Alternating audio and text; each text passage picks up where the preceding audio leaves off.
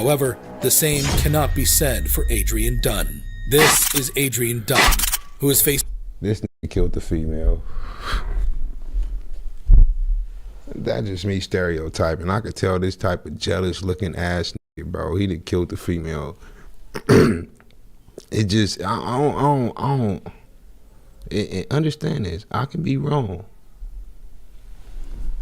but I can be right. I can be right, bro. This look like a jealous ass nigga who couldn't come with the fact that his girl didn't want to be with him no more, bro.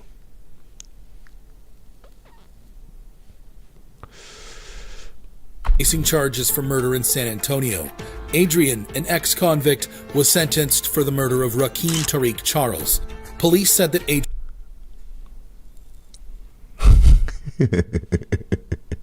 He's still jealous, nigga.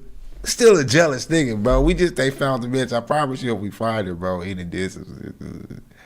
Let's see what he did to Rakeem. Adrian shot Charles in the back during a drug deal in a parking lot on July 16, 2012. Nigga. To make matters worse, this wasn't even Dunn's first encounter with law enforcement. To prison twice for possessing a firearm after this murder.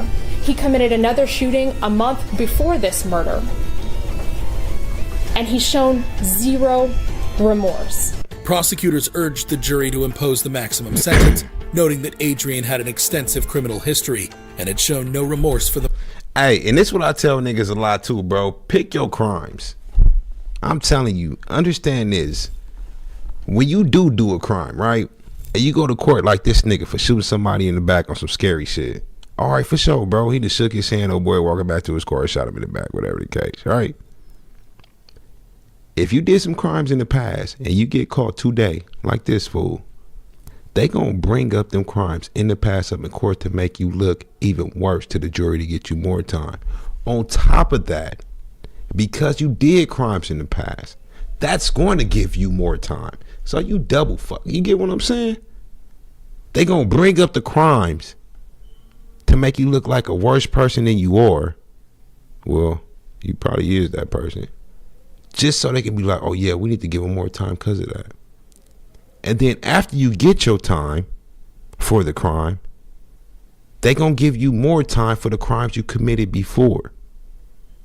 Pick your crime, squad. I don't see how niggas is that dumb to get 3 strikes. You mean to tell me you get caught every time? You know how many felonies you gotta rack up to get 3 strikes? It's not like you do a crime and they give you a strike, my nigga. You don't do 3 crimes and you get 3 strikes. It's not that. You know how many crimes you gotta do to get 3 strikes? You know how many times these niggas be getting caught? I don't understand. I don't understand you niggas, bro. I don't. This shit ain't for you. Crime, this shit ain't for you, bro. The murder. At all. Prosecutor Jason Goss can be seen here holding the hand of the victim's parents. Before arguing to the jury that a life sentence was necessary to prevent another family from suffering, as Charles' family had. Her son, who has to suffer, and this family who has to suffer because of the defendant. And that's why we're asking you for a life sentence. If you thought the crimes were horrendous, wait till you see how Adrian reacted to his sentence. Throughout the trial, Adrian showed no remorse and couldn't have been less concerned. He was found guilty of the crime. Still, his attorney argued that a sentence of 35 to 40 years would be more appropriate. His reasoning? Don't give Adrian a chance to go into prison and try to make something of himself. My nigga. I would look at my lawyer like, bro, just let them do what they do. Because if you're trying to argue to only give me 35 to 40 years, nigga, I'm cooked anyway. He about to argue after 35 or 40 years that he'll be a changed person. Duh, nigga, he not even gonna be walking, bro. He ain't even gonna... My nigga trying to argue to 35 to 40 years, bro. I look at him like, shit, what's that, 10 years less than what they trying to get me? 40 years, I ain't gonna want to come home at this point. That's a long ass time. This nigga look like he in his late 30s, early 40s already. That's a long... Hell no. so that when he gets out, if he ever gets out, he can try to be an asset to our community. However, How? We don't want old people on the road as it is, bro. These niggas be holding up lines. They talk to you for no reason in the Burger King squad. They up at Home Depot all day. How can he be an asset to the community? Harassing kids? That's all old people do. They harass kids, bro. They keep cooking because they think they food still tastes the same like it did 30 years ago. You get what I'm saying? How is he going to be the asset to the... Look at this dumbass nigga. He is, bro is cooked. He's done, bro. Y'all see that little, that shiny thing in his mouth? That's gonna be gone. Them teeth gonna be, all that shit is out, squad. It's done. the jury deliberated for just 2 hours before returning with a sentence of life in prison. As the jury's decision was read out, Adrian began to fight with Bexar County Sheriff's deputy, ain't never coming attempting home. to escort him from the courtroom. Dunn's behavior was marked by profanity and outbursts. He was eventually subdued and removed from the court. Adrian's case can be termed a drug case gone bad. However, while he remains stoic and combative, there are other convicts who break down in court and feel genuine remorse for their actions, like in the case of Ellis Nelson Ortiz Nieves. This is Ellis Nelson. I seen this one before. Y'all gotta go find that. Is Jordan Fuss. I'm sorry.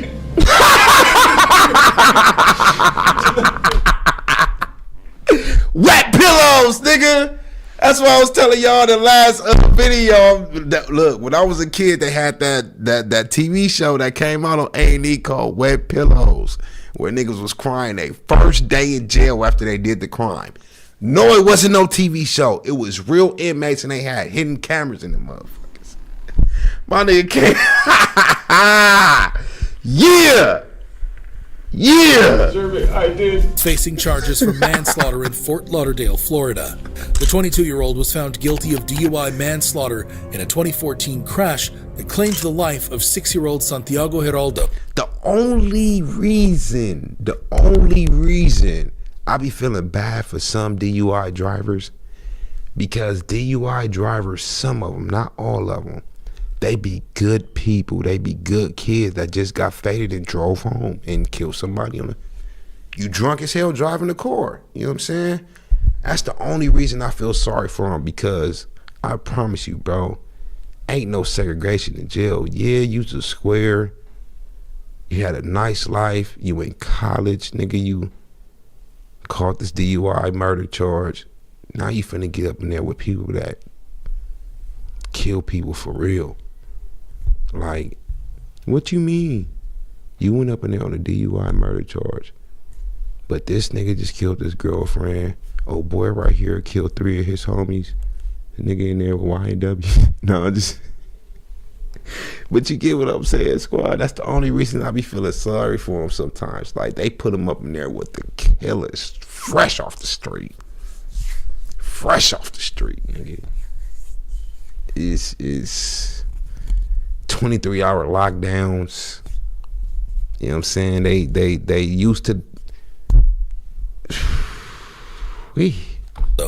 Fuss, shaking uncontrollably as he entered the courtroom with his family, had a blood alcohol level of 0.21%, which is more than Damn, twice the legal limit is 0.0. It's yeah, there we go, 0.008. I was about to say 6. No, I was about to say 8 on everything, nigga. I was about to say 8. I was right. But damn, that mean you 8, 16, 24. You almost, damn, you over 3 times the legal limit.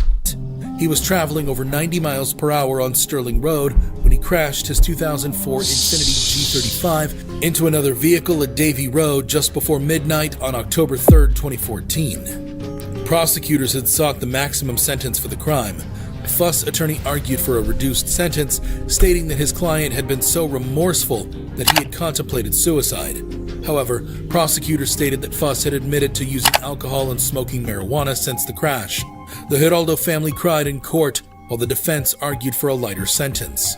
Santiago's father took the stand and had this to say while staring directly into Jordan's eyes.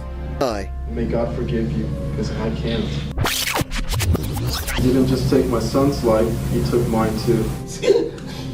During the trial, And the cold thing about the DUI drivers, Black Silver, good looking on the donation. Cold thing about the DUI drivers is it's never them that get killed. It's always the person they hit. Like, it's usually always like that. I remember out here in Vegas, who that dude that played for the Raiders that got in that DUI crash and killed them people? And the way his car was, bro, it was on the news and it was like, it's somebody for the Raiders. I was like, damn, he dead. I thought I was finna see everybody with their jersey, like his jersey number on the side of their jersey and shit, like. But he ended up living, squad. He ended up living.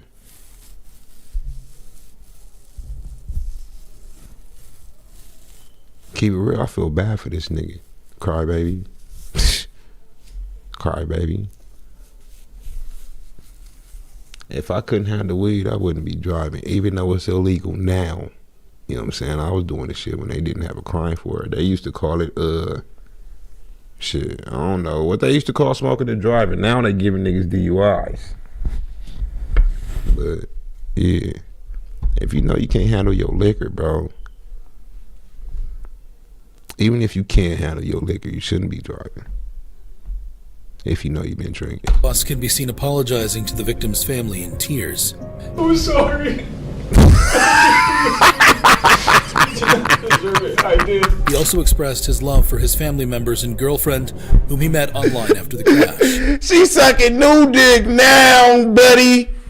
All off the liquor. You done lost your bitch. You know what I'm saying? Ain't no female for the way to...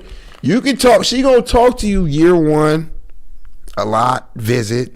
Year two, a lot, barely visit. Year three, barely talk to you, no visit. Year four, crickets. Year five. I'm telling you, bro. Y'all niggas better understand. If you love your girl, you love your bed, you love your car, you love your job. You know what I'm saying? You got your routine. Like, nigga, I woke up.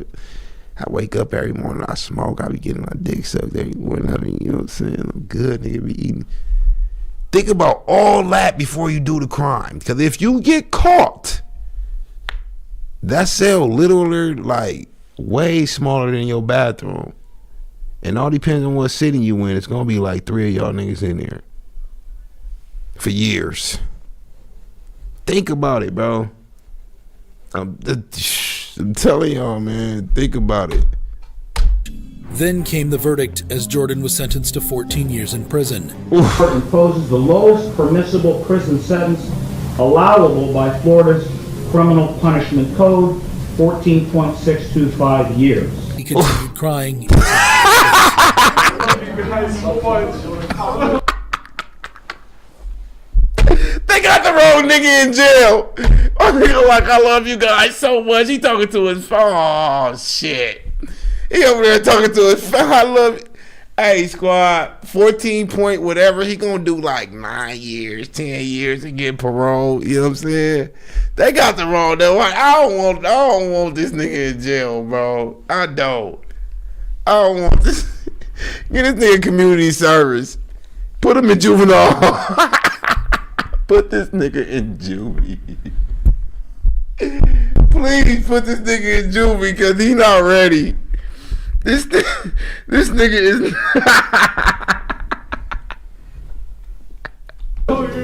He's Fuss not ready, might have learned his squad. lesson. However, some crimes require more than being remorseful.